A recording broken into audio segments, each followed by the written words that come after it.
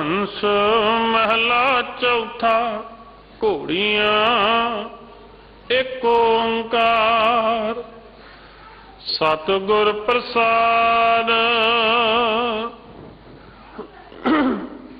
देह पावो जीन बुझ चंगा राम। चढ़ लंगा जी बिखम पुयंगा राम। देह पावो जीन बुझ चंगा राम। चढ़ लंगा जी बिखम पुयंगा राम। बिखम पुयंगा नत तरंगा।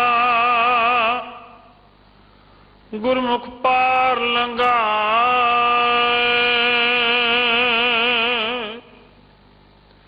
हर बोहित चढ़ वड भागी लंगा। गुर खेवट शब्द तरा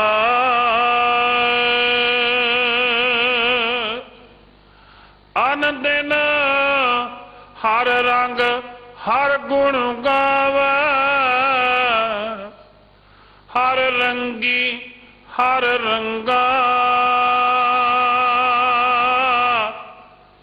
जन नानक निर्वाण पद पाया। हर उत्तम हर पद चंगा। अन दिन हर रंग हर गुण गावे। हर रंगी हर रंगा जन नानक निर्वाण पद पाया। हर उत्तम हर पद चंगा।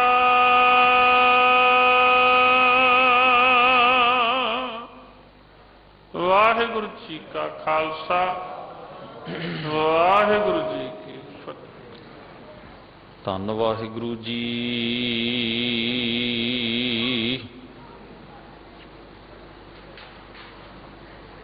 तू समरथ अकथ अगोचर।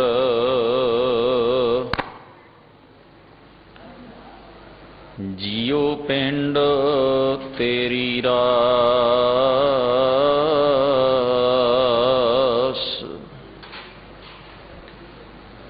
रहम तेरी सुख पाया सदा। नानक की अरदास।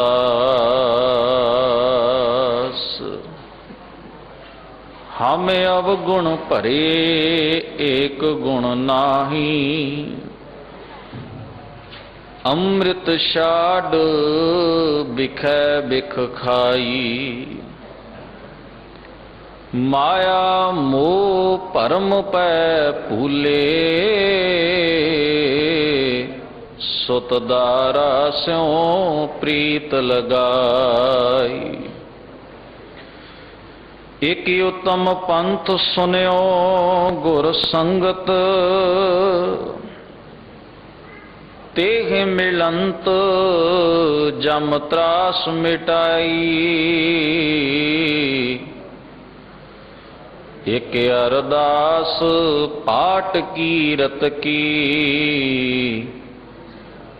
गुरु रामदास राखो शरणाई। एक अरदास पाठ कीरत की। गुरु रामदास राखो शरणाई। वाहिगुरु जी का खालसा वाहिगुरु जी की फतेह। परम सत्कारयोग दीन दुनी दे मालक साहिबे कमाल धन धन गुरु ग्रंथ साहब सचे पातशाह तिन्हां दे सजे होए महान पावन दरबार दियां हाज़रियां भर रहे अते मीडिए दे इस साधन राहीं दूर दरेडे बैठ के भी इस महान पावन स्थान गुरुद्वारा श्री बंगला साहिब तो सतगुरु सच्चे पातशाह महाराज जी की अमृतमयी बाणी दे इस प्रसारण राहीं हुजूर पिता जी की अमृतमयी बाणी दे पाठ कीर्तन गुरमत दी विचार सतगुरु जी दे पावन उपदेशां नाल सांझ पा रहे गुरु प्यारे गुरु सवारे सतसंगी जनों, दातार सतगुरु जी ने अपार कृपा बख्शिश की है। ये उद्यम बल ये समा सानू सारियां नू प्राप्त होया है ताकि असीं अपनी जिंदगी नू धन गुरु ग्रंथ साहब महाराज जी की पाक पवित्र रहनुमाई दे हेठ अगवाई दे अनुसार जी सकीए। अकाल पुरख वाहिगुरू जी ने दया करके बाणी नाल सांझ पाउण दा ये सुभाग समा सानू बख्शिश कीता है। सत्कारयोग भाई साहब जी ने धन धन गुरु रामदास महाराज सच्चे पातशाह तिन्हां दा पावन उपदेश राग वडहंस दे विचों उचेची बाणी घोड़ियां दे सरलेख हेठ जो दर्ज है उसका दूसरा बंद सानू सारियां नू पढ़ के सुनाया है।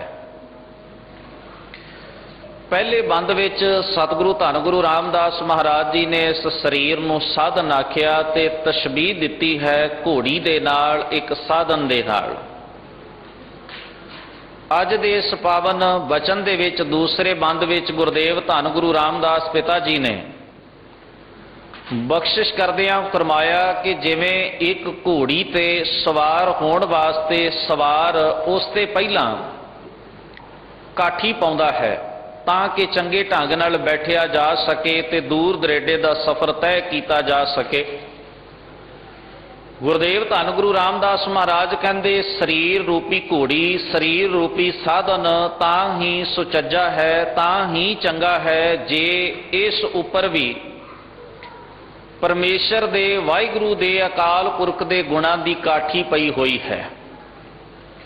भाव जे इस शरीर विच जे इस जीवन विच प्रभु दे गुण नहीं हन वाहिगुरू दी खूबी नहीं है जो परमात्मा ने इंसानी रूप विच साडे अंदर पैदा कीती है, जे असीं उस नूं विसार दिता है छड्ड दिता है त्याग दिता है उसका ख्याल नहीं रखिया उसका चिंतन नहीं किया तां गुरदेव महाराज आखदे ये शरीर ये जीवन निष्फल है ये पशु समान है इस नूं सही अर्थां विच मनुख नहीं आख्या जा सकता। लफज धन गुरु रामदास महाराज जी ने वरते हन देह पावों जीन। जीन फारसी का लफज है इसका अर्थ है काठी पाउणी तैयार करना सफर वास्ते तैयार करना। महाराज कहते देह पावों जीन बुझ चंगा राम। बुझ बुझ का अर्थ है परखना समझना विचारना ते चंगा दा अर्थ है चंगियाइयां नूं। गुरदेव जी कहते परमात्मा दियां वाहिगुरू दियां चंगियाइयां नूं गुणां नूं गुरु दी मत दे राहीं विचारना यह है इस शरीर रूपी घोड़ी नूं तैयार करना सफर वास्ते सच दी मंजिल पाउण वास्ते निर्वाण पद पाउण वास्ते। गुरदेव जी की पावन बाणी जदों असीं पढ़दे हां तां हजूर ने बड़ा प्यारा बचन साडे सारियां दे लई फरमाया है। हजूर कहंदे हे प्रभु जे मैं तैनूं सामणे रख के अपने आप नूं वेखां क्योंकि बंदा जदों सफर करदा है ना कदे ख्याल करना दूर दरेडे जांदा है सड़कां दे कंढे उत्ते मील पत्थर लगे होए हन ते बैठिया बैठिया ध्यान मारदा है कि मैं 1 घंटे का सफर तय कर लिया अपनी गड्डी दे उत्ते मोटर दे उत्ते बस दे उत्ते हुण किन्ना को समा होर लगेगा मैनू अपनी मंजिल ते पहुंचण वास्ते। तां उहदे लई सब तो वधिया सहूलत जिहड़ी हुंदी है जां तां किसे कोलों पुछ लैंदा है कि किन्ना कु रह गया वो शहर जिथे मैं पहुंचना है। ते जां फिर सड़क के कंढे उत्ते मील पत्थर लगे, बड़े गौर नाल बड़े ध्यान नाल वेखदा है। जिथे मील पत्थर आउंदा है उस जगह के उत्ते ध्यान मारदा है ते समझ आ जाती है, उत्थे लिखिया हुंदा है भी ये शहर इन्ने किलोमीटर है। पता लग गया भी 20 किलोमीटर रह गया, 30 किलोमीटर रह गया, 25 किलोमीटर रह गया। अंदाजा हो गया भी ये सफर जिहड़ा मैं तय कर रहा 1 घंटे तो वध समा हो गया मैनू इन्ना सफर करते हुए नू, अजे इन्ने क चिर दा सफर ते इन्ना क सफर 20-25 किलोमीटर दा बाकी है। अंदाजा लग गया भी मेरी मंजिल जिहड़ी है, क्योंकि बंदा अपनी मंजिल नू नापदा है, ध्यान विच है, सुरत विच है कि उत्थे पहुंचना है, पर नाल नाल ये भी ध्यान रखता है भी किन्ना क सफर हो गया ते किन्ना क बाकी रह गया। पर पहुंचना निशाना की है? निशाना मील पत्थर नहीं, मील पत्थर तो एक साधन है वेखण वास्ते भी इन्नी क तेरी मंजिल है। निशाना तो वो जगह है जिथे पहुंचना है, मंजिल वल ध्यान है, मन सुरत करके बंदा उस जगह नाल जुड़िया भी उत्थे ही पहुंचना है। बस वो राह पैंडा तय करता जाता है, नाल नाल अपने सफर का ख्याल रखता जाता है भी इन्ना समा हो गया सफर करदे आ, इन्ने कु किलोमीटर आ गया हाँ, इन्ना क समा होर लगेगा, इन्ने क किलोमीटर का सफर होर है जो अजे तय करना है। दातार जी कहते हैं, हे मनुख, जदों असी सचियार होने का, धर्मी होने का यह पैंडा तय करना है ना, जे असी चल पे कि धर्मी बनना है, जे चल पे कि सचियार होना है, जे चल पे कि आत्मक आनंद की प्राप्ति करनी है, तो फिर एक पासे अपने आप को भी वेखना पैना है भी असी कित्थे क आए हैं, कित्थे क पुजे हैं, किन्ना क सफर असी तय किया, कित्थे असी खलोते हैं। ते नाल नाल सुरत विच अपनी मंजिल नूं भी रखना पैना है भी मैं इत्थे पहुंचना है। एक उदाहरण होर दें, असी किधरे जाना है, तैयार हुंदे हां, सुंदर वस्त्र पहनते हाँ, सोहनी दस्तार सजाउंदे हाँ, दाढ़े नूं प्रकाश करते हैं, सवारते हैं, तो मनुख तैयार होके ना अपनी घर वाली नूं पुछदा है कि मैं किहो जी दस्तार सजाई है, मैं किहो जिहा लग रहा। अपनी माता नूं पुछदा है, बच्ची नूं पुछदा है, भरा नूं पुछदा है, बाप नूं पुछदा है। सारे कहते ने अपने अपने ढंग नाल तू चंगा लग रहा है, सोहना लग रहा है, चंगा सवारिया होया तेरा दाड़ा है, सोहनी तू दस्तार सजाई, बड़ा फब रहे ने वस्त्र कपड़े, ये वर्दी जिहड़ी तू पहन लई है, सारिया ने सलाया। पर बंदे दे मन नूं सुकून ना आया, चैन ना आया। मनुख चाहुंदा सी अपनियां अखां नाल मैं अपने चेहरे नूं वेख लवां, ते जदों बंदे ने अपनियां अखां नाल अपने चेहरे नूं वेखना होवे ना, सब तो वधिया साधन है कि वह शीशे सामने जाके खलो जाए। क्योंकि मां दस रही है, घर वाली दस रही है, भरा दस रहा है, बच्चे दस रहे, मां प्यो दस रहे, वो अपनियां अखां नाल वेख के दस रहे ने, अपनी विचार नाल दस रहे ने। उन्होंने जिहो जिहा नजर आ रहा वो दसी जा रहा है, जो फबदा है उन्होंने जो चंगा लगता है वो दसी जा रहा है। फिर भी मन दे अंदर एक वलवला है मनुख दे भी इन्हां सारियां ने तां ठीक कह दिता है, किन्ना चंगा होवे जे मैं अपने आप नूं आप वेख लवां। तां उहदे वास्ते एक साधन लभ्या है मनुख ने, शीशे सामने हो जाता है। शीशे सामने गया, अपने आप नूं बड़ी चंगी तरह इसने वेख्या, क्योंकि इहदा ही अक्ष, इहदा ही परछावां, इहदा ही प्रतिबिंब शीशे विच पै रिहा सी। अपने आप नूं, अपने चेहरे नूं अपणियां अखां नाल वेख्या, जिथे इसनूं कोई कमी पेशी नजर आई अपने आप नूं सवारिया, ते फिर मनुख नूं संतुष्टि हो गई कि हाँ हुण मैं सोहना बन गया, चंगा लगदा, फबदा हाँ।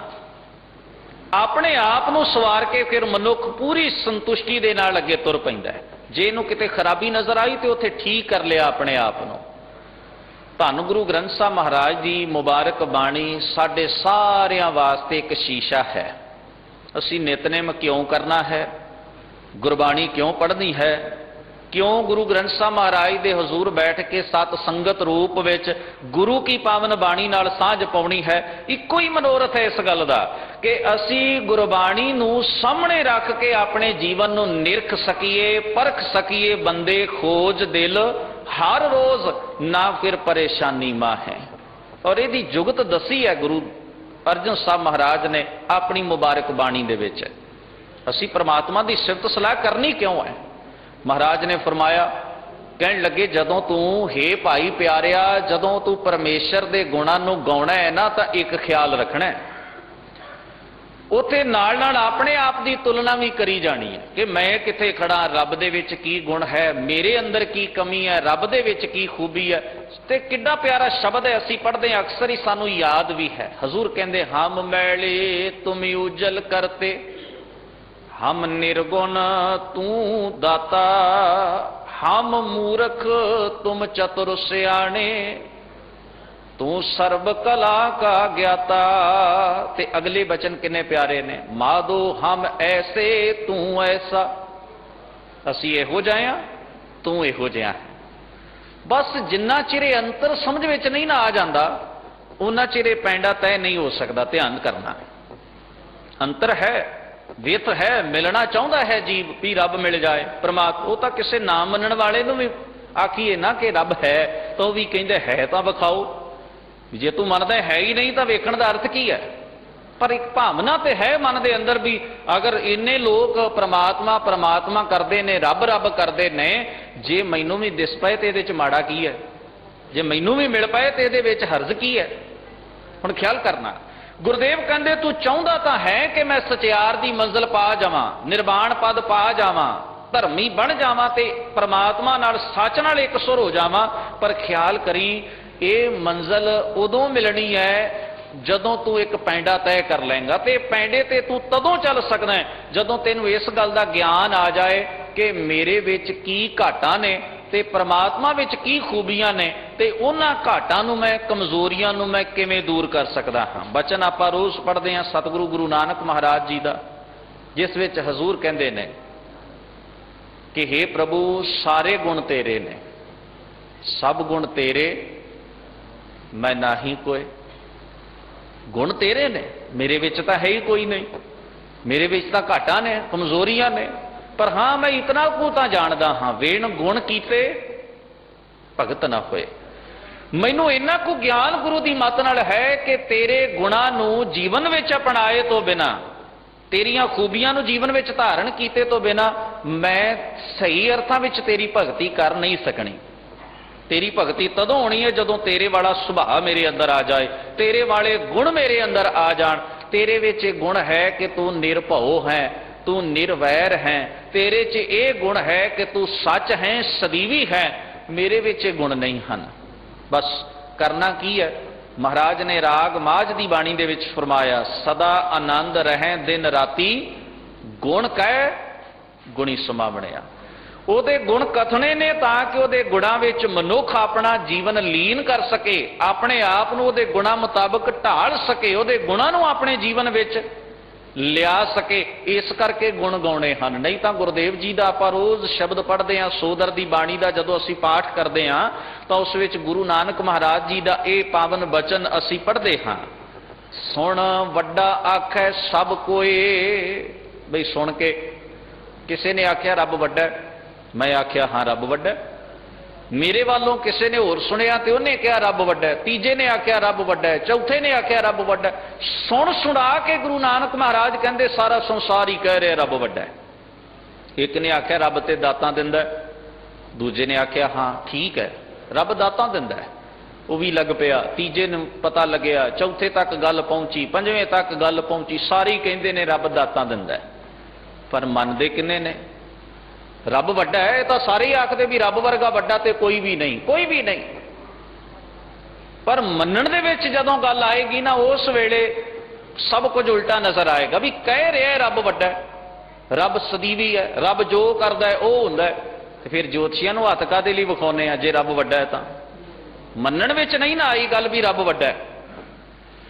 ਰੱਬ ਦਾਤਾ ਹੈ ਇਹ ਗੱਲ ਕਹਿ ਲਈ ਹੈ, ਪਰ ਰੱਬ ਦਾਤਾ ਹੈ ਇਹ ਗੱਲ ਮੰਨਣ ਵਿੱਚ ਉਹਨੇ ਰੂਪ ਵਿੱਚ ਨਹੀਂ ਆਈ, ਉਹਨੇ ਤਾਕਤ ਨਾਲ ਨਹੀਂ ਆਈ ਜਿੰਨੀ ਤਾਕਤ ਨਾਲ ਬੰਦੇ ਨੇ ਆਪਣੀ ਜ਼ਬਾਨ ਤੋਂ ਆਖਿਆ ਕਿ ਰੱਬ ਦਾਤਾ ਹੈ। ਉੱਥੇ ਤਾਜੇ ਵੀ 4 ਪੈਸੇ ਦੇਣੇ ਆ ਤੇ ਪੱਥਰ ਦੀ ਸਿੱਲ ਲਵਾਉਣ ਦੀ ਇੱਛਾ ਰੱਖਦੇ ਆ ਵੀ ਮੈਂ ਦਾਨੀ ਸੱਜਣ, ਮੈਂ ਦਾਤਾ। ਹੈ ਨਾ ਸਾਡੇ ਜੀਵਨ, ਸਾਡੀ ਬੋਲ ਬਾਣੀ ਦੇ ਵਿੱਚ ਤੇ ਸਾਡੇ ਵਿਹਾਰ ਦੇ ਵਿੱਚ ਅਜੇ ਕੋਹਾਂ ਦਾ ਫਰਕ ਹੈ। ਜਿਹੜੀ ਗੱਲ ਜ਼ਬਾਨ ਤੱਕ ਆ ਗਈ ਹੈ ਉਹਨੂੰ ਮੰਨਣ ਵਿੱਚ ਅਜੇ ਬਹੁਤ ਰੁਕਾਵਟਾਂ ਹਨ। ਸਾਡਾ ਵਿਹਾਰ ਉਹਦੇ ਵਿੱਚ ਰੁਕਾਵਟ ਖੜੀ ਕਰਦਾ ਹੈ। ਗੁਰਦੇਵ ਗੁਰੂ ਨਾਨਕ ਮਹਾਰਾਜ ਕਹਿੰਦੇ ਸੁਣ ਵੱਡਾ ਆਖੈ ਸਭ ਕੋਏ।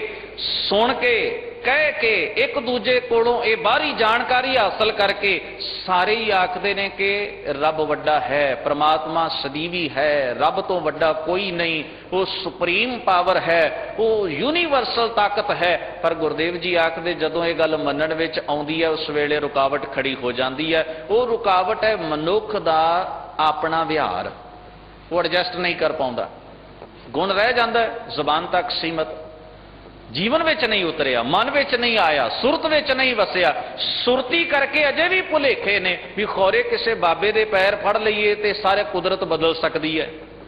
यही हालात ने ना, कोई डेरे जा रहा है, कोई कबरां ते मत्था मुरदियां नूं टेक रहा है, कोई मड़ियां दी पूजा कर रहा है, कोई थड़ियां ते नमस्कारां करदा है, कोई टेवे लवा रहा है, कोई कई प्रकार दे यंत्र खरीद रहा है, पैसे खर्च के महंगे भाव दे कादे लई भी खौरे इन्हां चीज़ां नाल कुदरत दा निजाम बदल जाना है, इन्हां चीज़ां दे नाल सारा हुक्म जिहड़ा तब्दील हो जाना है। इस बंदे कोल ताकत है कि सारा कुछ कर सकता है।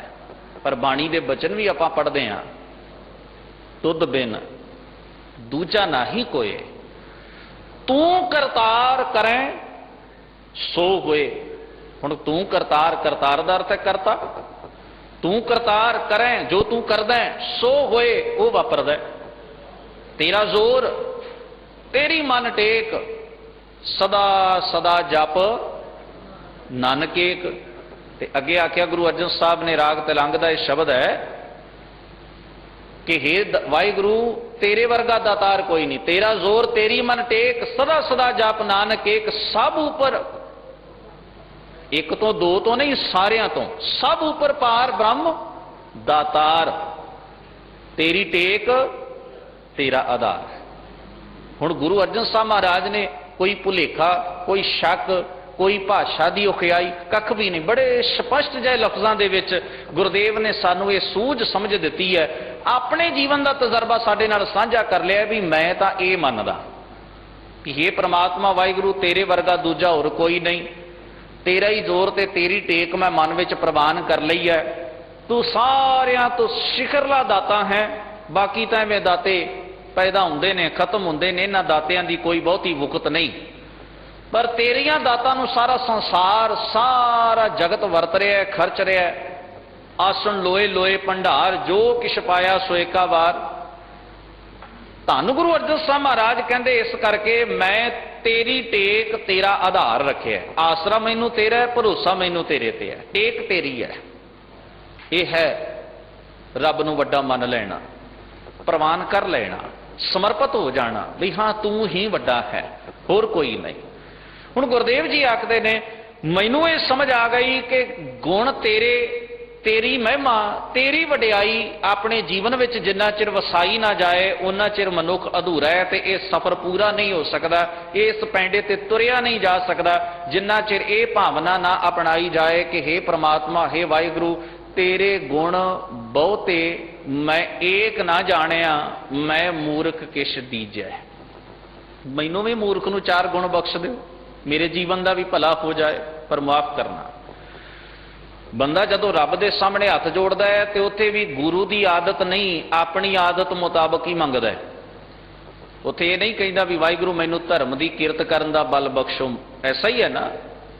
कदे आख्या भी मैनू धर्म की किरत करन दा बल बख्शो, आख्या नहीं वाहिगुरु जिवें मैं किरत कर रहा बड़ी ठीक कर रहा, भावें बेईमानी कर रहा, भावें रिश्वत लै रहा, बस इन्नी किरपा करो भी कमाई च वाधा हो जाए, कमाई च वाधा हो जाए। ਇਹਦਾ मतलब यह है भी जे माड़ी कर्म करदा है, किरत झूठ बोलदा है, रिश्वत लैंदा है, बेईमानी करदा ते चली जाण दिओ, बस वाधा ही होवे, इहदे विच घाटा नहीं पैना चाहिदा। असीं ये तां नहीं ने कहंदे वाहिगुरु धर्म दी किरत करन दा बल बख्शो, असीं यही कहने आ किरत विच वाधा बख्शो। हुण किरत तां माड़ी भी हो सकदी है, बेईमानी करके भी बंदा किरत कर सकता है, रिश्वत लैके भी, यदा मतलब है भी रिश्वत विच वाधा हुंदा जाए असीं सह सकते हैं, पर धर्म की किरत की गल असीं नहीं प्रवान कर सकते। इस करके असीं मंगदे भी उसे ढंग नाल जिहो जिहा साडे सुभाअ दे अंदर चल रहा है, सारा कुछ उही कुछ मंग रहे हैं। कदे सोचिया जे गुरदेव धन गुरु नानक महाराज ने मलक भागो दे घर पकवान क्यों ना छके ते अरदास क्यों ना कीती? वैसे तो बड़े धर्मागू उत्थे बैठे सन, अरदासां ही कर रहे सन, सारे इहो ही कह रहे होणगे भी हे वाहिगुरु, हे दाता, हे प्रभु, हे भगवान हे अल्लाह ताला मलक भागो ने बड़ा दान कीता है, इहदी किरत कमाई विच वाधा बख्शो। गुरु नानक ये गल कह सकते हैं, क्योंकि गुरु नानक साहब जी नूं तां पता है भी मलक भागो जिहड़ी किरत करदा है ना, उहदे विच भाई लालो वर्गे कितने ही धर्मियां दी, कितने ही किरतियां दी, कितने ही गरीबां दी लुੱਟ हुंदी है, उन्हां दा खून निचोड़िया जांदा है। तो मैं अपने मूँह तो यह गल किवें कह दिया, इहदी वकालत किवें करदे आ भी इहदी किरत विच वाधा, इहदी किरत विच वाधा होण दा मतलब है भी इस लालो वर्गे होर सैकड़े लालो हलाल कीते जाणगे, लुੱटे जाणगे। नहीं, मैं ये नहीं कह सकदा। बड़ी साफ जी गल है, जे पाप करना गुनाह है तो पाप विच हिस्सेदारी हामी भरनी भी तो ओडा ही वड्डा गुनाह है ना। हुण गुरु नानक महाराज ने इसे करके ही ना मलक भागो दे घर पैर पाया ते ना ही मलक भागो दी हां च हां मिलाई ते ना ही ओदे उस कर्म दे हक दे विच अरदास कीती। हाँ, लालो दे हक विच अरदास कीती, लालो दे हक विच गल कही, लालो दे घर आप गए, ओदा सुक्का मिस्सा प्रसादा जिहड़ा हजूर ने आप मंग के छकिया, क्योंकि हजूर धर्म की किरत नूं मान दिंदे ने। मेरा कहण दा भाव यह है भी असी परमात्मा दे सामने भी जदों हुंदे आ ना तां ये कबूल नहीं करते कि साडे विच औगण हन, असी मैले हाँ। उत्थे भी असी यही जताउण दी कोशिश करते हैं भी वाहिगुरू असी तीरथ नहाते ने, असी बड़े उजले हाँ, साडे च तां मैल है ही नहीं, साडे च तां कमी कोई है ही नहीं। पर गुरु अर्जन साहब कहंदे ये पंध उन्ना चिर तय नहीं होना जिन्ना चिर तू अपनी असलीयत वाल झात नहीं मारदा। हम मैले तुम ही उजल करते, हम निर्गुण तू दाता, हम मूर्ख तुम चतुर सियाणे, तू सर्व कला का ज्ञाता माधो, हम ऐसे तू ऐसा, हम पापी तुम पाप खंडन, नीको ठाकुर देसा, तुम सब साजे साज निवाजे जियो पिंड दे प्राना। ते मेरी हालत की है निर्गुण यारे, गुण नहीं कोई ते मंग करदा तुम दान दे हो मेहरबाना। हुण मेरी अवस्था भी सुन लो, तुम करो भला हम भलो ना जाना। ते तेरे सुभाव की अमीरी ये है, मेरी कंगाली ये है, मैं कंगाल इस करके भी तू गुण करदा है, तू भला करदा है, मैं तेरे भले नूं भी नहीं जानदा। ते तेरे सुभाव की अमीरी ये है कि तुम सदा सदा दयाला, तू फिर भी मेरे ते दयावान रहिंदा है। मेरे इस औगण नूं वेखदियां भी कि यह बंदा सारा कुछ लैके लूण हरामी गुनाहगार बेगाना अल्पमत जियो पिंड जिन सुख दिए ताहे ना जानत तत, भी ये ऐसे सुभाव का बंदा है, अकिरत काण है भी सारा कुछ लै भी रहा है फिर भी मैनू भुला छड़दा है, फिर भी अपनी मन मत विच रुझिया है, गुनाहां विच लगा है। पर हे पातशाह ये मेरी कंगाली है, ये मेरी गरीबी है, मैं इस पक्षों बिल्कुल कंगाल हाँ कि मेरे को इन्ने लफ्ज भी नहीं कि मैं तेरा शुक्र अदा कर सका, मेरे को इहो जिहा चिंतन ही नहीं कि मैं तैनू याद करा कि हे वाहिगुरू तू मेरे ते गुण कर रहा है, भला कर रहा है। मैं ऐसा कंगाल आदमी हाँ, पर हे दाता तू इन्ना अमीर है कि मेरे इस औगण वाल वेखदियां होया फिर भी सदा दयालु ही रहना है, फिर भी दाता दे ही जाना है, फिर भी तू इस औगण नूं चितारदा नहीं, मेरे नाल लेखा नहीं करदा, तुम सदा सदा दयाला, तू फिर भी दयावान कृपावान हर वेले तरस विच है। ये तेरी अमीरी है कि काश किते मैं ऐसा अमीर हो सका कि मेरे विच भी ये गुण आ जाए, मेरे विच भी ये सुभाव आ जाए, मेरे विच भी ये सुभाव हो कि मैं अपना गुण करदा जावां। अगर कोई नहीं भी मेरे गुण नूं चितारदा तां कोई गल नहीं, मैं अपना सुभाव ना छड्डां। जे कोई निंद करे हर जन की अपना गुण ना गवावे। गुरुदेव ने आख्या जैसी अमीरी जैसे गुण परमात्मा दे विच ने ना, वैसे गुण ते वैसी अमीरी उहदे प्यारे विच भी हुंदी है। जे प्रभु सदा दयाल रहिंदा है ते रब दा प्यारा भी सदा दयाल रहिंदा है। जे अकाल पुरख वाहिगुरू आप दाता है तो उसका प्यारा भी दाता दिंदा ही है, संसार नूं वंडदा ही है, कुछ ना कुछ ज्ञान वंडदा है, धर्म वंडदा है, सच्चाई का किरदार वंडदा है, अपने जीवन के गुणां की खुशबू वंडदा है। ਉਹਦੇ जीवन वाल वेख के भगत जी ने आख्या बाणी दे विच, भगत रविदास जी ने, संत तुझी तन संगत प्राण। ये वाहिगुरू तेरे प्यारे तेरा रूप ने, उन्हां विच कोई अंतर नहीं। मेरे राम राय तू संतां का संत तेरे की फर्क है? फरमाव करना है इत्थे संत संत तुझी तन, किसे ਸਰੀਰਕ ਦੇਖ ਨੂੰ ਨਹੀਂ ਆਖਿਆ, ਬਿਰਤੀ ਨੂੰ ਆਖਿਆ। ਇਹ ਗੱਲ ਜ਼ਰੂਰ ਸਮਝ ਲੈਣੀ। ਧਰਮ ਬਿਰਤੀ ਦੇ ਬੇਸ ਤੇ ਚੱਲਦਾ ਹੈ, ਬੋਡੀ ਦੇ ਬੇਸ ਤੇ ਨਹੀਂ ਚੱਲਦਾ, ਸਰੀਰ ਦੇ ਬੇਸ ਤੇ ਨਹੀਂ ਚੱਲਦਾ। ਧਰਮ ਦਾ ਪੈਂਡਾ ਸੁਰਤੀ ਦਾ ਪੈਂਡ ਹੈ, ਤੇ ਜਿਹੀ ਸੁਰਤ ਤੇ ਹੈ ਰਾਹ ਜਾਏ। ਜਿੰਨਾ ਚਿਰ ਮਨੁੱਖ ਸੁਰਤੀ ਕਰਕੇ ਗੁਰਮੁਖ ਨਹੀਂ ਨਾ ਬਣਦਾ, ਮੇਰੇ ਵਰਗਾ ਬਾਹਰੋਂ ਅਖਵਾ ਲਵੇ ਕੀ ਫਰਕ ਪੈਂਦਾ। ਜਿੰਨਾ ਚਿਰ ਸੁਰਤੀ ਕਰਕੇ ਮਨੁੱਖ ਧਰਮ ਦੇ ਰਾਹ ਤੇ ਚੱਲ ਕੇ ਭਗਤ ਨਹੀਂ ਬਣਦਾ, ਬਾਹਰੋਂ ਮੇਰੇ ਵਰਗਾ ਅਖਵਾ ਲਵੇ ਕੀ ਫਰਕ ਪੈਂਦਾ। ਹੁਣ ਜੇ ਅਸੀਂ ਆਪਣਾ ਨਾਂ ਕਬੀਰ ਰੱਖ ਲਈਏ, ਰਵਿਦਾਸ ਰੱਖ ਲਈਏ, ਇਹਦੇ ਨਾਲ ਫਰਕ ਪੈਂਦਾ ਕੋਈ ਨਹੀਂ। ਕਿਉਂਕਿ ਰਵਿਦਾਸ ਜੀ, ਕਬੀਰ ਜੀ ਭਗਤ ਇਸ ਕਰਕੇ ਨੇ ਕਿਉਂਕਿ ਉਹ ਸੁਰਤੀ ਕਰਕੇ ਭਗਤ ਨੇ। ਉਹਨਾਂ ਵਿਖਾਵਾ ਨਹੀਂ ਕੀਤਾ ਆਪਣੇ ਜੀਵਨ ਵਿੱਚ, ਉਹਨਾਂ ਕੋਈ ਮੱਲਾਂ ਨਹੀਂ ਮਾਰੀਆਂ ਆਪਣੇ ਜੀਵਨ ਵਿੱਚ, ਉਹਨਾਂ ਆਪਣੀ ਕੋਈ ਪੂਜਾ ਨਹੀਂ ਕਰਵਾਈ, ਪ੍ਰਤਿਸ਼ਠਾ ਨਹੀਂ ਕਰਵਾਈ, ਉਹ ਕੋਈ ਡੇਰੇਦਾਰ ਨਹੀਂ ਸਨ, ਉਹ ਸੁਰਤੀ ਦੇ ਭਗਤ ਸਨ। ਇਸ ਕਰਕੇ ਗੁਰਦੇਵ ਨੇ ਉਹਨਾਂ ਨੂੰ ਸਲਾਹਿਆ, ਉਹਨਾਂ ਨੂੰ ਸਤਕਾਰਿਆ, ਤੇ ਬਾਣੀ ਦੇ ਵਿੱਚ ਬਚਨ ਆਖੇ, ਨਾਮਾ ਸ਼ੀਂਬਾ ਕਬੀਰ ਜੁਲਾਹਾ, ਪੂਰੇ ਗੁਰ ਤੇ ਗਤ ਪਾਈ। ਹੁਣ ਗਤ ਪਾਈ ਮਤਲਬ ਅਵਸਥਾ ਪਾਈ, ਉੱਚੀ ਆਤਮਕ ਅਵਸਥਾ ਪ੍ਰਾਪਤ ਕੀਤੀ। ਬ੍ਰਹਮ ਕੇ ਬੇਤੇ ਸ਼ਬਦ ਪਛਾਣੈ, ਹਉਮੈ ਜ਼ਾਤ ਗਵਾਈ, ਸੁਰ ਨਰ ਤਿਨ ਕੀ ਬਾਣੀ ਗਾਵੈ, ਕੋਈ ਨਾ ਮੇਟੈ ਭਾਈ। ਉਹਨਾਂ ਦੀ ਵਡਿਆਈ ਨੂੰ ਕੋਈ ਮੇਟ ਨਹੀਂ ਸਕਦਾ, ਖਤਮ ਨਹੀਂ ਕਰ ਸਕਦਾ। ਤੇ ਉਹਨਾਂ ਦੇ ਬਚਨਾਂ ਨੂੰ ਗਾ ਕੇ ਕਿੰਨੇ ਹੀ ਲੋਕ ਉਹਨਾਂ ਵਰਗੇ ਹੋ ਸਕਦੇ ਨੇ। ਐਸੀ ਉਹਨਾਂ ਦੀ ਬਾਣੀ ਦੇ ਤਾਸੀਰ ਹੈ, ਗੁਣ ਨੇ ਉਹਨਾਂ ਦੀ ਬਾਣੀ ਦੇ ਵਿੱਚ, ਵਡਿਆਈ ਹੈ, ਪ੍ਰਭਤਾ ਹੈ, ਤਾਕਤ ਹੈ। ਹੁਣ ਗੁਰੂ ਪਿਆਰ ਵਾਲਿਓ, ਸਤਿਗੁਰਾਂ ਨੇ ਆਖਿਆ ਇਹ ਪੈਂਡਾ ਤੈਅ ਕਰਨਾ ਚਾਹੁੰਦਾ ਹੈ ਤਾਂ ਇੱਕ ਤੁਲਨਾ ਜ਼ਰੂਰ ਕਰਨੀ ਪਵੇਗੀ। ਇਸ ਮੌਕਾ ਆਏਗਾ, ਸਮਾਂ ਆਏਗਾ ਜਦੋਂ ਤੂੰ ਤੁਲਨਾ ਕਰੇਗਾ। ਪ੍ਰੋਫੈਸਰ ਸਾਹਿਬ ਸਿੰਘ ਜੀ, ਜਿਨ੍ਹਾਂ ਨੇ ਧੰਨ ਗੁਰੂ ਗ੍ਰੰਥ ਸਾਹਿਬ ਮਹਾਰਾਜ ਜੀ ਦੀ ਪਾਵਨ ਬਾਣੀ ਦੇ ਅਰਥ ਕੀਤੇ ਹਨ, 10 ਭਾਗਾਂ ਵਿੱਚ ਉਹਨਾਂ ਦੀ ਜਿਹੜੇ ਅਰਥ ਉਹਨਾਂ ਨੇ ਕੀਤੇ ਨੇ ਗੁਰਬਾਣੀ ਦੇ ਮੁਤਾਬਕ ਕਰਨ ਦਾ ਯਤਨ ਕੀਤਾ। ਇਹ ਬਹੁਤ ਵੱਡਾ ਮੀਲ ਪੱਥਰ ਹੈ ਕਿ ਐਸੇ ਗੁਰਮੁਖਾਂ ਨੇ ਆਪਣੀ ਸਾਰੀ ਜ਼ਿੰਦਗੀ, ਆਪਣਾ ਸਾਰਾ ਸਮਾਂ ਲਾ ਕੇ ਗੁਰੂ ਗ੍ਰੰਥ ਸਾਹਿਬ ਮਹਾਰਾਜ ਦੀ ਬਾਣੀ ਦੇ ਅਰਥ ਜਿਹੜੇ ਨੇ ਸੁਖੈਨ ਢੰਗ ਨਾਲ ਲਿਖੇ, ਤਾਂ ਕਿ ਹਰ ਕੋਈ ਗੁਰੂ ਗ੍ਰੰਥ ਸਾਹਿਬ ਜੀ ਦੀ ਪਾਵਨ ਬਾਣੀ ਦਾ ਲਾਭ ਲੈ ਸਕੇ, ਬਾਣੀ ਨਾਲ ਜੁੜ ਸਕੇ। ਭਾਵਨਾ ਇਹ ਸੀ ਵੀ ਕੋਈ ਬਾਣੀ ਨਾਲ ਪੜ੍ਹੇ, ਬਾਣੀ ਦੇ ਅਰਥ ਪੜ੍ਹੇ, ਬਾਣੀ ਦੇ ਵਿਚਾਰ ਨਾਲ ਜੁੜ ਸਕੇ, ਉਪਦੇਸ਼ ਨਾਲ ਜੁੜ ਸਕੇ। ਤੇ ਜਦੋਂ ਉਹਨਾਂ ਨੇ ਉਹ ਪੋਥੀਆਂ ਲਿਖਣੀਆਂ ਸ਼ੁਰੂ ਕੀਤੀਆਂ, ਪੋਥੀਆਂ ਮੁਕੰਮਲ ਹੁੰਦੀਆਂ ਗਈਆਂ ਵਾਰੀ-ਵਾਰੀ, ਉਹਨਾਂ ਨੇ ਉਸ ਦਾ ਨਾਮ ਬੜਾ ਪਿਆਰਾ ਰੱਖਿਆ, ਸ੍ਰੀ ਗੁਰੂ ਗ੍ਰੰਥ ਸਾਹਿਬ ਦਰਪਣ। ਹੁਣ ਦਰਪਣ ਦਾ ਅਰਥ ਹੁੰਦਾ ਸ਼ੀਸ਼ਾ। ਸ਼ੀਸ਼ਾ ਬੰਦੇ ਨੂੰ ਆਪਣੇ ਆਪ ਨੂੰ ਵੇਖਣ ਦੇ ਕੰਮ ਆਉਂਦਾ। ਕਿੰਨਾ ਪਿਆਰਾ ਨਾਮ ਹੈ, ਕਦੇ ਸੋਚ ਕੇ ਵੇਖਣਾ। ਗੁਰੂ ਗ੍ਰੰਥ ਸਾਹਿਬ ਦੀ ਬਾਣੀ ਹੈ ਹੀ ਸ਼ੀਸ਼ਾ। ਜਪਜੀ ਪੜ੍ਹੇ ਤੇ ਬੰਦਾ ਆਪਣੇ ਆਪ ਨੂੰ ਵੇਖੇ, ਤੁਲਨਾ ਕਰੇ ਆਪਣੇ ਆਪ ਦੀ ਗੁਰੂ ਦੇ ਬਚਨ ਦੇ ਨਾਲ ਵੀ ਸਤਿਗੁਰੂ ਤੂੰ ਤਾਂ ਬੜੀ ਉੱਚੀ ਥਾਂ ਖੜਾ ਹੈ, ਮੈਂ ਬੜੀ ਨੀਵੀਂ ਥਾਂ ਦੇ ਵਿੱਚ, ਪਤਨ ਦੇ ਵਿੱਚ ਡਿੱਗਿਆ ਹੋਇਆ, ਪਤ ਤਾਂ ਡਿੱਗਿਆ ਹੋਇਆ ਹਾਂ, ਤੂੰ ਰਹਿਮਤ ਕਰ।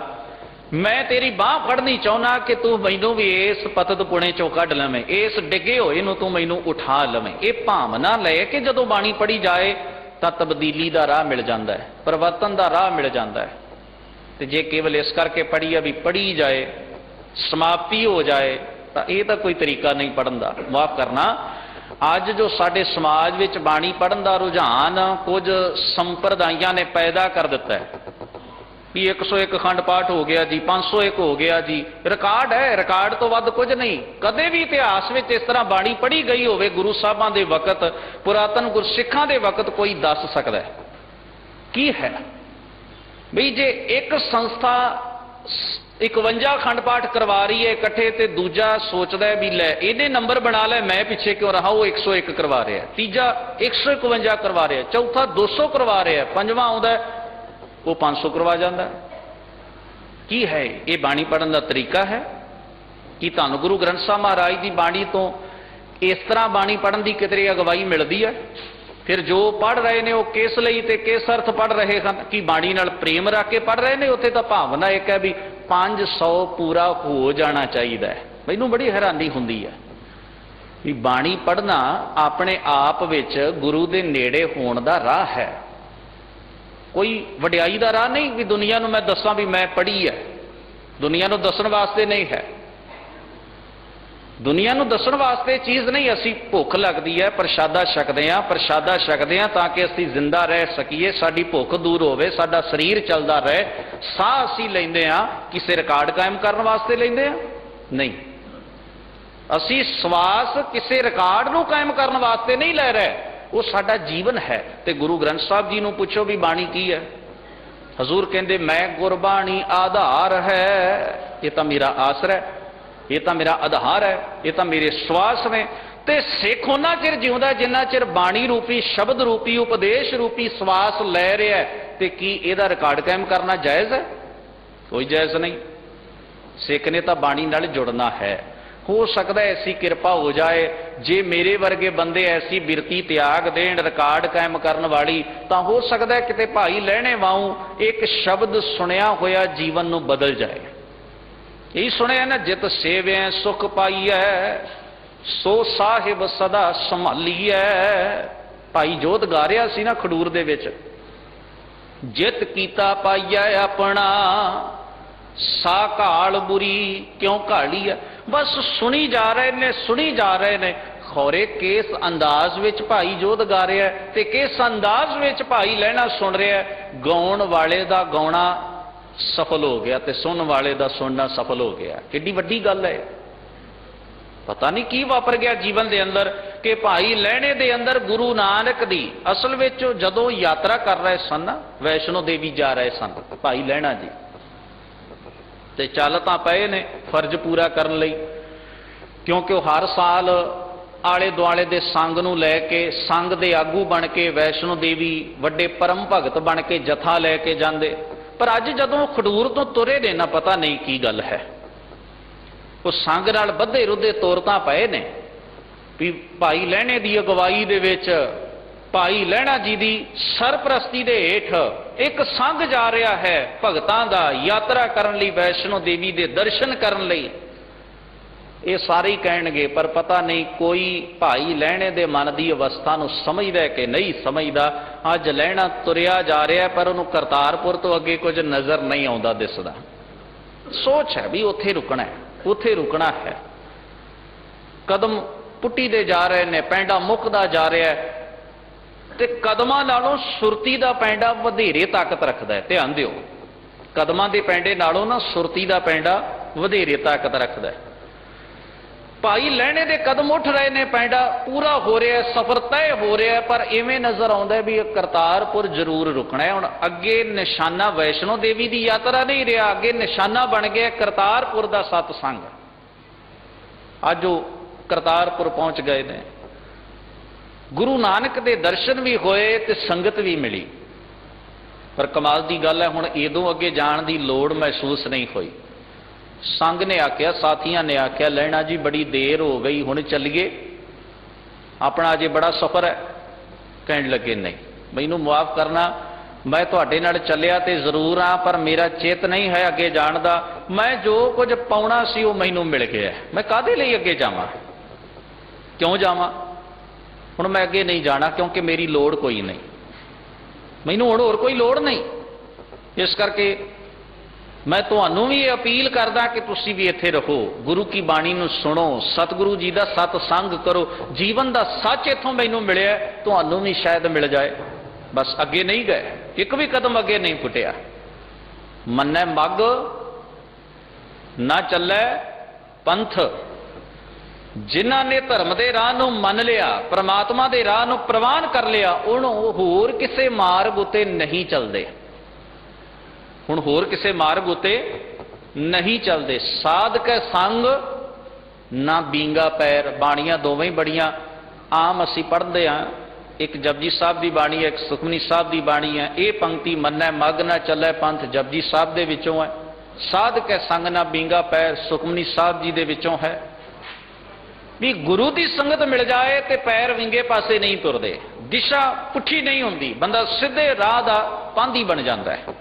ਐਸਾ ਹੀ ਕੁਝ ਵਾਪਰਿਆ ਹੋਏਗਾ ਭਾਈ ਲਹਿਣਾ ਜੀ ਦੇ ਜੀਵਨ ਅੰਦਰ। ਹੁਣ ਅੱਗੇ ਜਾਣ ਦੀ ਲੋੜ ਮਹਿਸੂਸ ਨਹੀਂ ਹੋਈ।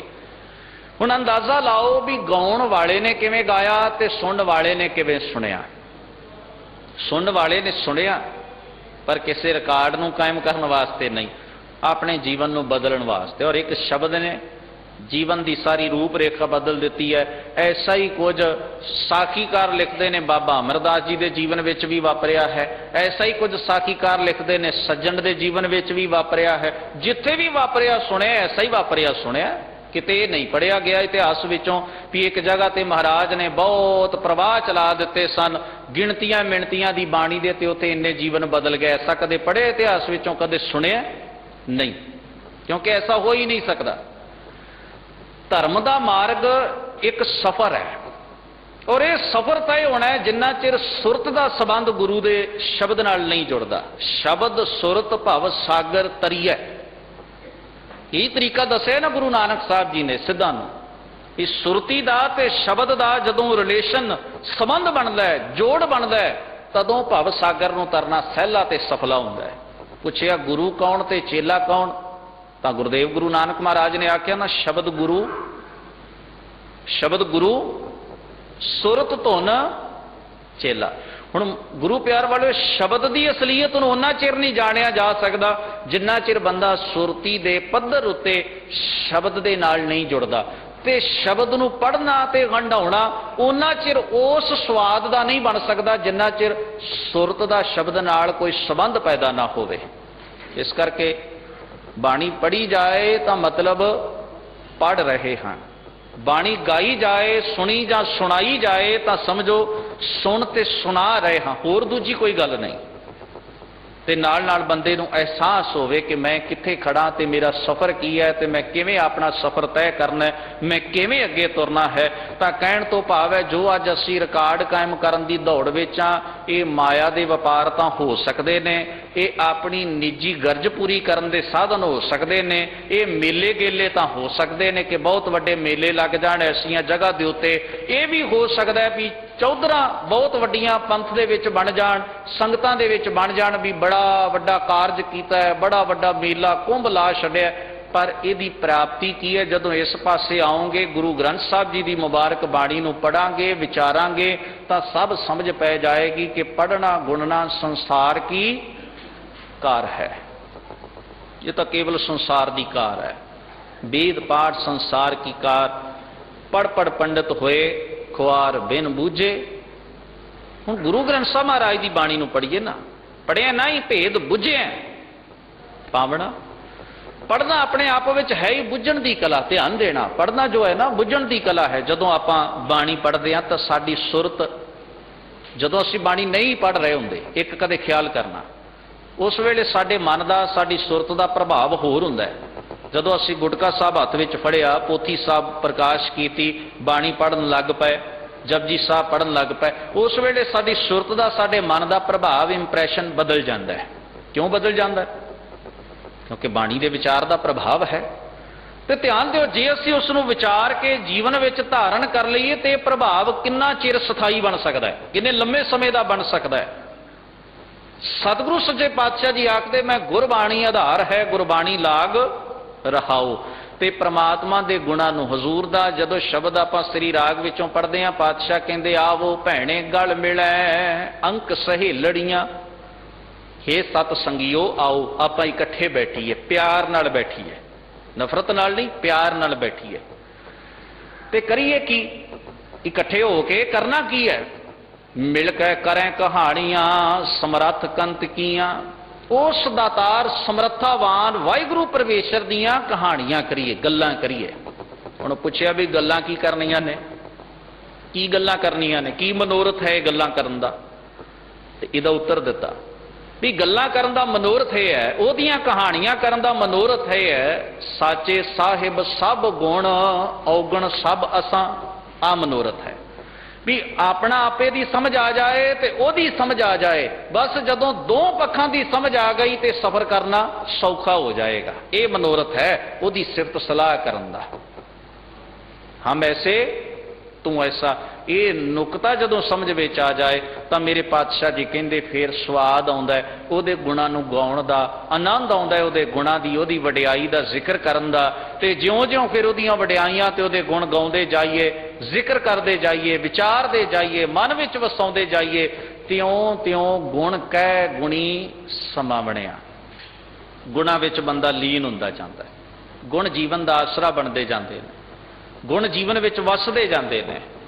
ਇਸ ਕਰਕੇ ਪਾਤਸ਼ਾਹ ਜੀ ਬਖਸ਼ਿਸ਼ ਕਰਦੇ ਆ, ਕਹਿੰਦੇ ਦੇਹ ਪਾਵੋ ਜ਼ੀਨ ਬੁੱਝ ਚੰਗਾ ਰਾਮ। ਸਰੀਰ ਰੂਪੀ ਸਾਧਨ ਨੂੰ ਮੈਂ ਇਸ ਧਰਮ ਦੇ ਪੈਂਡੇ ਲਈ ਤਿਆਰ ਕਰ ਲਿਆ, ਸਚਿਆਰੇ ਰਾਹ ਲਈ ਤਿਆਰ ਕਰ ਲਿਆ। ਪਰ ਤਿਆਰੀ ਮੈਂ ਕਿਵੇਂ ਕੀਤੀ ਹੈ? ਪ੍ਰਮਾਤਮਾ ਦੇ ਗੁਣਾਂ ਨੂੰ ਬੁੱਝ ਕੇ, ਸਮਝ ਕੇ, ਵਿਚਾਰ ਕੇ, ਜੀਵਨ ਵਿੱਚ ਵਸਾ ਕੇ ਤਿਆਰੀ ਕਰ ਲਈ। ਚੜ ਲੰਗਾ ਜੀ ਬਿਕਮ ਭੁਯੰਗਾਰਾ। ਹਜ਼ੂਰ ਕਹਿੰਦੇ ਹੁਣ ਕਿਹੜੇ ਸਰੀਰ ਰੂਪੀ ਸਾਧਨ ਤੇ ਸਵਾਰੀ ਸੋਹਣੇ ਢੰਗ ਨਾਲ ਹੋ ਰਹੀ ਹੈ, ਸਫ਼ਰ ਚੰਗਾ ਵੀ ਬਤੀਤ ਹੋ ਰਿਹਾ ਜੀਵਨ ਦਾ। ਜਦੋਂ ਗੁਣ ਕੋਲ ਨੇ ਨਾ, ਸਫ਼ਰ ਚੰਗਾ ਬਤੀਤ ਹੋ ਰਿਹਾ। ਤੇ ਆਖਿਆ ਮੈਂ ਇਸ ਭੁਯੰਗਾ ਔਖਾ ਨਾ ਕਰਿਆ ਜਾਣ ਵਾਲਾ ਸੰਸਾਰ ਸਾਗਰ ਮੈਂ ਲੰਘ ਰਿਹਾ ਹਾਂ ਬੜੇ ਸਹਿਜ ਨਾਲ, ਬੜੇ ਆਰਾਮ ਨਾਲ। ਮੈਨੂੰ ਕੋਈ ਦਿੱਕਤ ਨਹੀਂ ਇਸ ਸੰਸਾਰ ਸਾਗਰ ਨੂੰ ਪਾਰ ਕਰਨ ਵਿੱਚ, ਇਸ ਸੰਸਾਰ ਦੇ ਜੀਵਨ ਨੂੰ ਹੰਢਾਉਣ ਵਿੱਚ ਮੈਨੂੰ ਕੋਈ ਮੁਸ਼ਕਲ ਨਹੀਂ ਆ ਰਹੀ। ਕੋਈ ਵਿਕਾਰ, ਕੋਈ ਬਦੀ, ਕੋਈ ਬੁਰਾਈ ਮੇਰੇ ਉੱਤੇ ਪ੍ਰਭਾਵ ਨਹੀਂ ਪਾ ਰਹੀ। ਮੈਂ ਆਪਣਾ ਸਫ਼ਰ ਸੋਹਣੇ ਢੰਗ ਨਾਲ ਪੂਰਾ ਕਰ ਰਿਹਾ ਹਾਂ। ਬਿਕਮ ਭੁਯੰਗਾ ਅਨੰਤ ਤਰੰਗਾ ਗੁਰਮੁਖ ਪਾਰ ਲੰਘਾਏ। ਕਹਿਣ ਲੱਗੇ ਹੈ ਬੜਾ ਬਿਕਮ, ਕਿਉਂਕਿ ਇਹਦੇ ਵਿੱਚ ਅਨੰਤ ਤਰੰਗਾ, ਲਹਿਰਾਂ ਬੜੀਆਂ ਉੱਠਦੀਆਂ ਨੇ, ਜਿਨ੍ਹਾਂ ਨੂੰ ਭਗਤ ਨਾਮਦੇਵ ਸਾਹਿਬ ਨੇ ਆਖਿਆ ਲੋਭ ਲਹਿਰ ਅਤ ਨੀਜਰ ਬਾਜੈ। ਬੜੀਆਂ ਲਹਿਰਾਂ ਨੇ, ਕਾਮ ਦੀਆਂ ਛੱਲਾਂ ਨੇ, ਕ੍ਰੋਧ ਹਾਵੀ ਹੁੰਦਾ ਹੈ, ਲੋਭ ਤੇ ਚਸਕਿਆਂ ਦੀਆਂ ਲਹਿਰਾਂ ਉੱਠਦੀਆਂ, ਕਿਧਰੇ ਜੀਵਨ ਦੀ ਬੇੜੀ ਡੁੱਬ ਨਾ ਜਾਏ। ਇਸ ਕਰਕੇ ਬੇਨਤੀ ਕਰ ਰਿਹਾ ਕਿ ਇਹਨਾਂ ਲਹਿਰਾਂ ਤੋਂ ਮੈਨੂੰ ਬਚਾਓ, ਮੇਰਾ ਪਾਰ ਉਤਾਰਾ ਕਰੋ। ਜਿਹੜੇ ਸਾਗਰ ਵਿੱਚ ਮੇਰੀ ਕਿਸ਼ਤੀ ਫਸੀ ਹੈ, ਬੜਾ ਔਖਾ ਕਾਰਜ ਹੈ, ਪਰ ਤੇਰੀ ਰਹਿਮਤ ਤੇ ਤੇਰੀ ਦਇਆ ਤੇ ਗੁਰੂ ਦੇ ਸ਼ਬਦ ਦੇ ਚੱਪੂ ਨਾਲ ਇਹ ਜੀਵਨ ਦੀ ਨਈਆ ਬੇੜੀ ਪਾਰ ਲੱਗ ਸਕਦੀ ਹੈ। ਤੇ ਇਸ ਕਰਕੇ ਹਜ਼ੂਰ ਆਖਦੇ ਗੁਰਮੁਖ ਪਾਰ ਲੰਘਾਏ। ਗੁਰੂ ਦੀ ਸਿੱਖਿਆ ਦੇ ਰਾਹੀਂ, ਗੁਰੂ ਦੇ ਉਪਦੇਸ਼, ਗੁਰੂ ਦੀ ਮੱਤ ਰਾਹੀਂ ਇਹ ਜੀਵਨ ਦੀ ਬੇੜੀ ਪਾਰ ਲੱਗ ਸਕਦੀ ਹੈ। ਬਿਖਮ ਭੁਯੰਗਾ ਪਾਰ ਹੋ ਸਕਦਾ ਹੈ, ਅਨੰਤ ਤਰੰਗਾਂ ਚੋਂ ਨਿਕਲ ਸਕਦਾ ਹੈ ਮਨੁੱਖ। ਹਰ ਬੋਹਿਤ ਚਾੜ ਵੱਡ ਭਾਗੀ ਲੰਘੈ ਗੁਰ ਖੇਵਟ ਸ਼ਬਦ ਤਰਾਏ। ਨਾਮ ਦਾ ਬੋਹਿਤ ਹੈ, ਜਹਾਜ਼ ਹੈ, ਸ਼ਬਦ ਦਾ ਚੱਪੂ ਹੈ ਤੇ ਗੁਰੂ ਮਿਲਾ ਹੈ।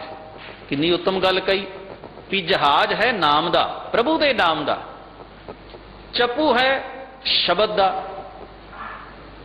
ਤੇ ਸ਼ਬਦ ਹੀ ਆਪ ਮਿਲਾ ਹੈ।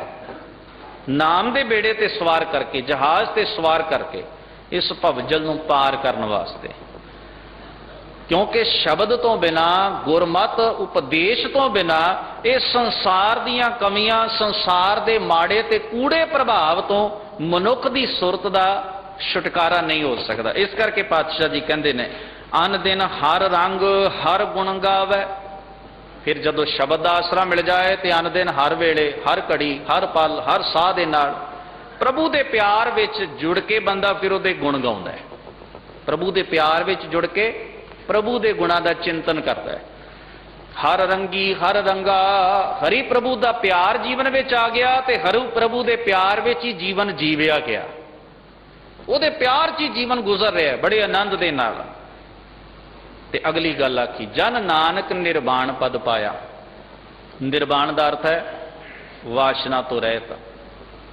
ਹੁਣ ਖਿਆਲ ਕਰੀਏ, ਇਹ ਅਵਸਥਾ ਹੈ ਜਿਹੜੀ ਜਿੱਥੇ ਪਹੁੰਚਣਾ ਹੈ ਮਨੁੱਖ ਨੇ।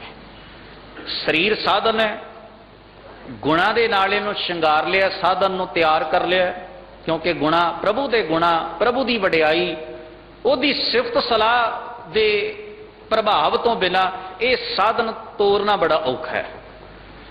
ਫਿਰ ਜਦੋਂ ਇਸ ਸਰੀਰ ਰੂਪੀ ਸਾਧਨ ਨੂੰ ਉਸ ਪ੍ਰਭੂ ਦੇ ਗੁਣਾਂ ਦੇ ਨਾਲ ਸ਼ਿੰਗਾਰ ਲਿਆ, ਸਵਾਰ ਲਿਆ, ਤਿਆਰ ਕਰ ਲਿਆ, ਇਹ ਹੁਣ ਜ਼ਿੰਦਗੀ ਦਾ ਸਫ਼ਰ ਜਿਹੜਾ ਸਹਿਲਾ ਹੋ ਗਿਆ। ਤੇ ਮੰਜ਼ਿਲ ਇਹ ਮਿਲਣੀ ਚਾਹੀਦੀ ਹੈ ਨਿਰਵਾਣ ਪਦ, ਵਾਸ਼ਨਾ ਰਹਿਤ। ਵਾਸ਼ਨਾ ਕੋਈ ਨਹੀਂ, ਵਾਸ਼ਨਾ ਕੋਈ ਨਹੀਂ। ਵਾਸ਼ਨਾ ਨਿੱਕੀ ਤੋਂ ਲੈ ਕੇ ਵੱਡੇ ਪੱਧਰ ਤੱਕ ਕਿਸੇ ਵੀ ਕਿਸਮ ਦੀ ਮਨੁੱਖ ਦੇ ਅੰਦਰ ਹੋ ਸਕਦੀ ਹੈ। ਗੁਰੂ ਨੇ ਤਾਂ ਇੱਥੋਂ ਤੱਕ ਵੀ ਆਖਿਆ ਵੀ ਧਰਮ ਦੇ ਕਰਮ ਕਰਕੇ ਮੁਕਤੀ ਚਾਹੁੰਦਾ, ਇਹ ਵੀ ਵਾਸ਼ਨਾ ਹੀ ਹੈ, ਇਹ ਵੀ ਲੋਭ ਹੀ ਹੈ, ਲਾਲਚ ਹੀ ਹੈ। ਮੁਕਤੀ ਚਾਹੁੰਦਾ ਹੈ, ਸਵਰਗ ਚਾਹੁੰਦਾ ਹੈ, ਹੋਰ ਵਸਤੂਆਂ ਚਾਹੁੰਦਾ ਹੈ। ਅਸੀਂ ਤਾਂ ਕਹਿੰਦੇ ਆ ਨਾ ਕਿ ਸੰਸਾਰ ਦੇ ਪਦਾਰਥ ਮੰਗਦਾ ਹੈ ਮਨੁੱਖ, ਤੇ ਲੋਭੀ ਹੈ, ਲਾਲਚੀ ਹੈ। ਪਰ ਮੁਕਤੀ ਮੰਗਣਾ ਵੀ ਤਾਂ ਲੋਭ ਤੇ ਲਾਲਚ ਦਾ ਹੀ ਇੱਕ ਹਿੱਸਾ ਹੈ ਨਾ। ਬਸ ਫਰਕ ਇਹਨਾਂ ਵੀ ਉਹ ਇਸ ਸੰਸਾਰ ਨਾਲ ਨਹੀਂ ਜੁੜਿਆ, ਅਗਲੇ ਸੰਸਾਰ ਦੇ ਭੁਲੇਖੇ ਨਾਲ ਜੁੜੀ ਹੋਈ ਗੱਲ ਹੈ ਵੀ ਮਰਨ ਤੋਂ ਬਾਅਦ ਮੈਨੂੰ ਮੁਕਤੀ ਮਿਲੇ ਤੇ ਸਵਰਗ ਮਿਲੇ। ਫਰਕ ਕੇਵਲ ਇੰਨਾ ਹੀ ਹੈ ਵੀ ਉਹ ਇਸ ਘਰ ਵਿੱਚ ਨਹੀਂ ਵਰਤਿਆ ਜਾ ਰਿਹਾ। पर गुरु ने आख्या है तो वह भी चस्के का, लोभ का, लालच का ही एक हिस्सा है ना। मैनू बड़ी प्यारी गल लगी जिस वेले श्री अकाल तख्त साहब तो भाई बलवंत सिंह राजोआणा नूं जिंदा शहीद का खिताब दिता गया, तो भाई बलवंत सिंह राजोआणा की अपील ये सी भी मैं अपील करदा, बेनती करदा भी ये खिताब वापस ले लिया जाए, क्योंकि मैं नहीं चाहता कि किसी नवे खिताब ऐसी प्रपाटी, ऐसी कोई रवायत साडे विच प्रचलित होवे। मैं वैसे ही समर्पित हाँ गुरमत नूं, श्री अकाल तख्त साहब नूं, पर मेरी ये कोई तमन्ना नहीं है कि मैं किसी ऐसे बहुत वड्डे खिताबां दे नाल निवाजिया जावां। एक गुरसिख होना ही सब तो वड्डा खिताब है। गुरु प्यार वाले उस थोड़ा जिहा इस नुकते दे उत्ते गंभीरता दे नाल सोचना, जे हर सिख दी ये चाहना बन जाए कि मैं बड़ी निर्माणता ते निमरता दे नाल अपना जीवन जीना है, मैनू कोई जरूरत नहीं कि मैं बहुत वड्डा अखवावां ते दुनिया नूं दस्सां कि मैं वड्डा हाँ, तां कितनी चंगी गल होवे। ये चीज साडे च भाईचारा पैदा करेगी। वो भाईचारा जिहड़ा गुरु नानक महाराज ने भाई मरदाना जी नूं भाई कह के पैदा किया है। अज साडे चों ये सभ्यता जिहड़ी गुरु नानक दी बड़ी अमीर सभ्यता है, भाईचारा पैदा कर दिता भी कोई कित्थे खड़ा है, कोई कित्थे खड़ा है, सारिआं नूं जिहड़ा भाई गुरदास जी ने ये लफ्ज़ वरते ने ना अपनी रचना दे विच, चारे पैर धर्म दे चार वरण एक वरण कराया, राणा रंक बराबरी पैरी पवना जग वरताया, उल्टा खेल पिरमदा पैरां उपर सीस निवाया। बड़े डूंगे अर्थ ने इन्हां गल्लां दे। गुरु नानक दे विचारधारा विच शामिल होण वालियां दी केवल बाहरी स्वरूप करके ही नहीं, सिद्धांत करके ही नहीं, बिरती करके भी एकता ऐसी है। ये ते भाई अखवाउणा बड़ा प्यारा लगता है, भाई अखवाउणा। इसे करके तुसी जिन्ने भी पुरातन इतिहास विच महान बुजुर्गां दे गुरसिखां दे जिक्र पढ़ोगे, कोई बहुत वड्डा विद्वान है भाई गुरदास जी, भाई नंद लाल सिंह जी वर्गे, कोई बहुत कुर्बानी दे शिखर दे उत्ते खड़े ने, भाई मनी सिंह जी, भाई मती दास जी, भाई सती दास जी, भाई दयाला जी, भाई परागा जी, भाई पिराणा जी, अनगिणत ऐसे गुरसिख ने। बाणी रचेता महापुरखों के भी जदों तुसी दर्शन करो बाणी दे विचों, भाई सत्ता जी, भाई बलवंड जी, भट्ट साहिबान आउंदे ने, भाई सुंदर जी आउंदे ने, तो तुसी सारियां दे नाम नाल एक लफ्ज़ बड़े प्यारे ढंग नाल पढ़ते जाओगे, भाई भाई। शायद उन्होंने इस लफ्ज़ चों इन्ना स्वाद आया, इन्ना रस आया कि उन्होंने होर कुछ खवाउणा चंगा ही ना लग्या। सोचण दी गल है कि अज साडे च ऐसा स्वाद, ऐसा रस है, असी किधरे भाई लफ्ज़ केवल गुरुद्वारे दे सेवादार ग्रंथी सिंह दे नाल ही तां पक्का अटैच नहीं कर दिता, असी अपने आप नूं भाई अखवाउण वाले पासे क्यों नहीं तुरदे। जिस दिन सानू गुरु नानक महाराज दे बख्शे इस भाई लफ्ज़ दा स्वाद, इस दी कीमत, इस दी कदर दा एहसास होवेगा ना, सच जानना उस वेले सानू भाई अखवाउण विच फखर महसूस होएगा, माण महसूस होएगा, क्योंकि गुरु नानक दा बख्शिया होया खिताब है। ते ये खिताब किसी हौमे का प्रभाव देने वास्ते नहीं, ये खिताब साडी सुरत नूं टिका विच लियाउण लई, बैलेंस विच लियाउण लई, हौमे दीआं छल्लां तो बचाउण वास्ते है। काश असी ऐसा कर सकीए। और मैं ऐसी ये भी आप सारिਆਂ ਨੂੰ बेनती करांगा, इस पासे वाल सोचना शुरू करिए। एवें वड्डियां वड्डियां गल्लां करनियां भी मैं हुण ब्रह्म ज्ञानी हो गया, मैं बड़ा त्रैकालदर्शी हो गया, दावे करन वालियां दी बिरती वाल भी सोच के वेखियो ते ऐसे गुरसिखां दी बिरती वाल भी ध्यान मार के वेखियो कि दोवां गल्लां विच अंतर की है। आपां विचार दे धारनी होना है, किसी मनुख दे नहीं, पर इस गल नूं जरूर दोवां विचारां दी तुलना करके वेखना भी अंतर की है, फर्क की है। ये विचार ज्यादा गुरमत के नेड़े है कि यह विचार ज्यादा गुरमत के नेड़े है जिथे अपनी हौमे का प्रभाव देने तो बिना दूजी कोई गल ही नहीं। तो मैं ये बेनती जरूर करांगा, बाबा बंदा सिंह बहादुर ने पंजाब दे विच खालसा राज की जदों कायमी की, उन्होंने दुनिया के सारे वो निजाम कानून बदल सुटे जिहड़े लोक हितां दे विरोध विच सन। तो ऐसा ही एक कानून हुण भी बनना चाहिए कि सारे देशों के अंदर जदों फांसी दियां सजावां ऐसे अगाह वधू देशों ने मुआफ कर दित्तियां ने, तो फिर इत्थे क्यों नहीं।